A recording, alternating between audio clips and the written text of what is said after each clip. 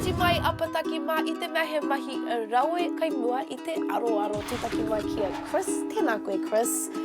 Tēnā koe. Kia ora. I te rangi nei, ka ako tātou me pēhea te whakatangi I tēnei mea. Te ukulele? Te ukulele. Nā reira, I runga i rā kōrero kia ua ke tātou ki ngā mahi whakaharatai.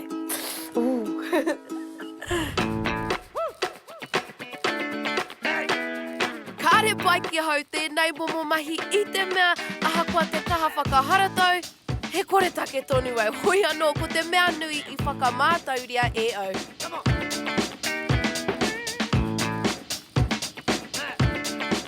Kua tai te wā kia whakāturia e au aku Pukana hou. Kore te mai koutou, anei, ko ngā raku te kau, arā ko 10 guitars.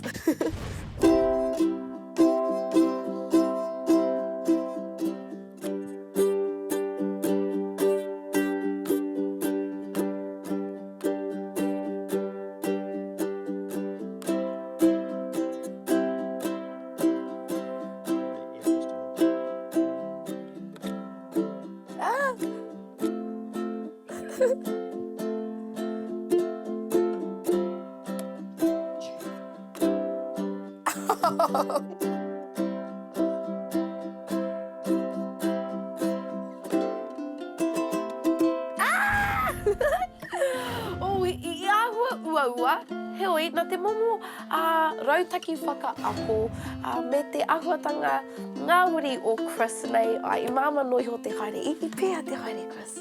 Pai.